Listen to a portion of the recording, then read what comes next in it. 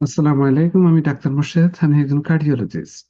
আজকে যে টপিকটা নিয়ে আমি এসেছি সেটি হচ্ছে যে এখনকার সময়ে মেয়েদের আর্লি পিরিয়ড হয়ে থাকে।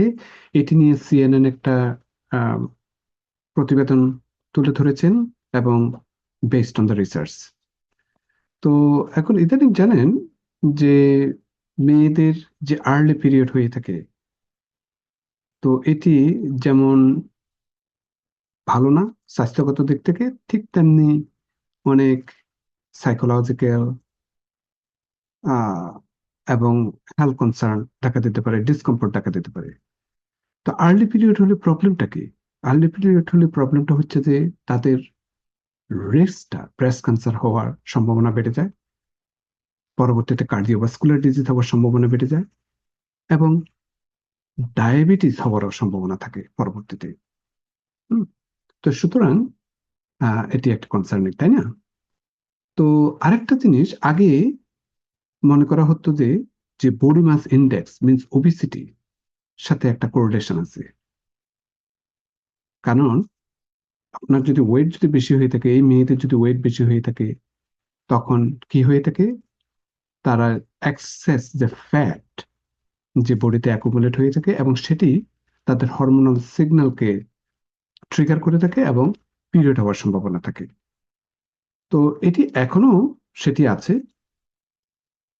কিন্তু এখন একটা নতুন একটা সংযোজন হয়েছে, নতুন একটা কিছু। সেটি হচ্ছে যে কি ধরনের খাবার খাচ্ছেন, সেটি কি, সেটি ওনারা বলতে চাচ্ছেন যে ইনফ্ল্যামেটরি খাবারগুলো যদি আপনি খেয়ে থাকেন, তাতে আপনার কিন্তু আর্লি পিরিয়ড হওয়ার সম্ভাবনা থাকে। এটি কিভাবে ওনারা রিসার্চ করেছেন? এটি ওনারা রিসার্চ করেছেন 2002 থেকে, খুব সম্ভবত থেকে 2008 পর্যন্ত।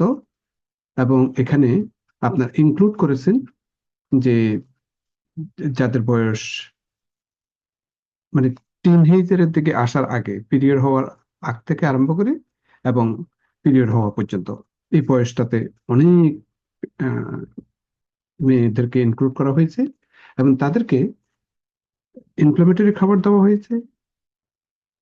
মিন্স, কোট এন্ড কোট, একটু যে সমস্ত খাবারগুলো হয়তো ভালো না, এবং সেই সাথে সাথে আবার হেলথি খাবারও দেওয়া হয়েছে।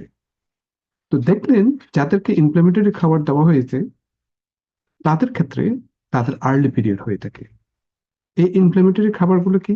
ইনফ্লামেটরি খাবারগুলো হচ্ছে যেমন ধরেন বিভিন্ন ধরনের প্রসেস ফুড, বিভিন্ন ধরনের যেটাকে আমরা quote end quote junk food বলে থাকি। হ্যাঁ, তারপর